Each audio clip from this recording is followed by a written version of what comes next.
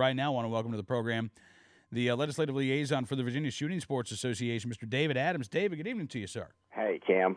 Hey, listen, really pleased that you could come on the show tonight. You know, next Tuesday is Election Day, not only in Virginia but in New Jersey as well, in a lot of municipal elections around the country.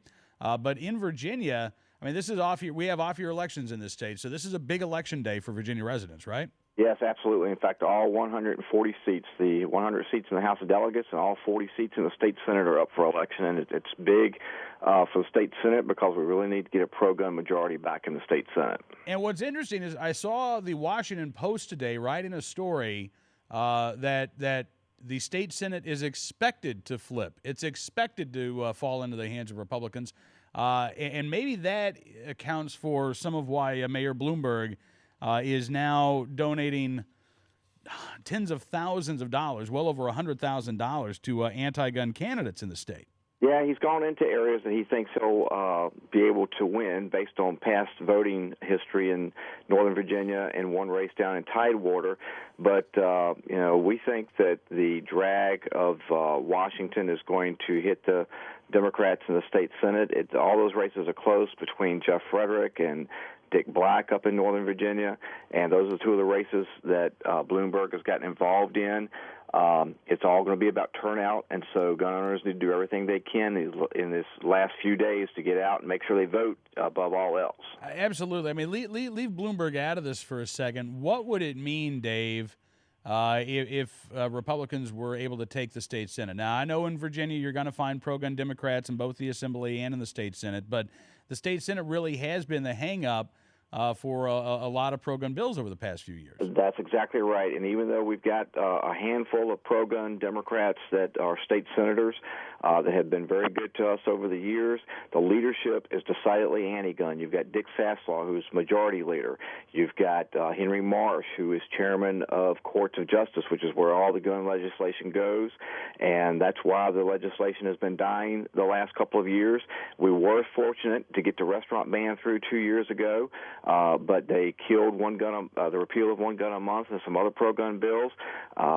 Being able to flip the leadership and get some pro-gun chairmen in some key committees in the state Senate will mean the difference between repealing one gun a month or leaving it in place for another 4 years. So how do you feel about the prospects? I mean, if turnout is high, if gun owners get out there next Tuesday and cast their votes, you feel pretty good that flip could be made? I think we get at least a 50-50 chance, and we get our voters out. Our voters, I think, are more motivated. Our pro-gun voters are more motivated. I think that, I have to say this again, we're a nonpartisan organization just like the NRA, but I think that Republicans are more motivated to get out than what the Democrats are right now, and that could be a difference.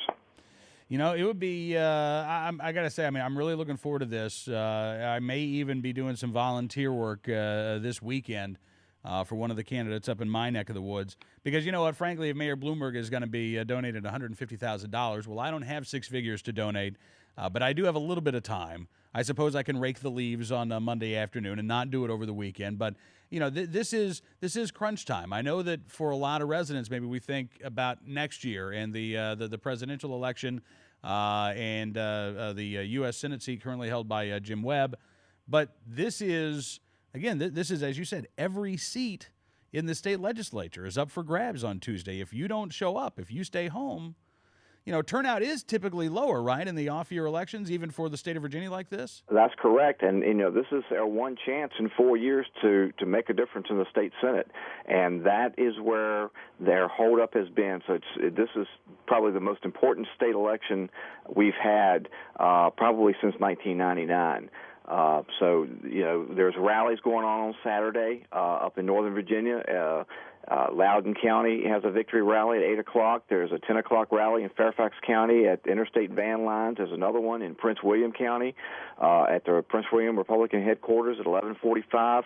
And there's 3 Senate candidates that are endorsed by the NRA and VSSA in all 3 of those areas. So they can go on to the VSSA blog and find out the locations and turn out and help to spur on, get out the vote on Saturday. All right. Well, listen, Dave, glad you can be with us tonight, sir. And we'll have to check in with you on Tuesday night as the election results come in. Sounds good. All right. Thank you so much. David Adams, the legislative liaison for the Virginia Shooting Sports Association.